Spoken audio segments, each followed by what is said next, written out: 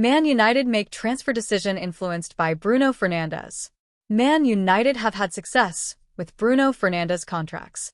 Former Sporting CP wasn't immediately handed huge money. Each extension has brought a justified pay rise for star man.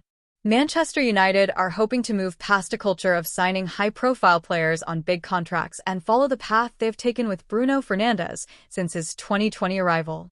Although United's wage bill accounts for 55% of total revenue, a healthy amount and the third lowest such proportion in the Premier League, the club has had enormous trouble with the idea of wasted salaries, i.e. paying those who are not contributing to that level on the pitch, or at all. There is little margin for error when a big-name signing, such as Casemiro or Jadon Sancho, arrives on huge wages and doesn't perform as expected. Fernandes was the subject of substantial hype in 2019 because of the goal and assist numbers he was producing for Sporting CP. But as a lesser-known player coming from a lower-profile league, he still didn't command the same super-lucrative contract as bigger names would.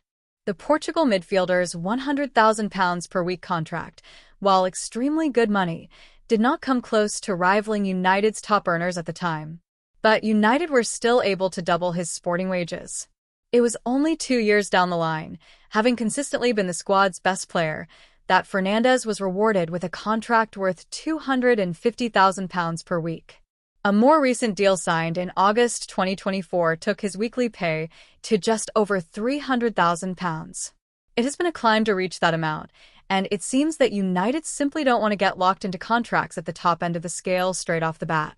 The Athletic report the Bruno model is something the club want to replicate for others. Ahmad's recent contract more than trebled his previous salary to £100,000 per week after establishing himself as a key first-team player. Similarly, Patrick Chinazekpir Dorgu is reported to have signed a basic £40,000 per week contract upon arriving from Lecce in January. If the young Dane, who has made a bright start to his United career, performs, he will be rewarded. The strategy has led to issues renewing Kobbie Mainoo's contract, however. The England midfielder was reported in January to be seeking a deal worth close to £200,000 per week, having rapidly become an important player. But United's hesitance has pushed Mainoo to believe he could land a better deal elsewhere. Chelsea are among his rumored suitors if a sale happens. Alejandro Garnacho isn't in quite the same boat yet, but his current contract was also signed before he became a regular first-teamer, and debate about how much of a pay rise his next deal should include will likely to be a significant theme of any talks.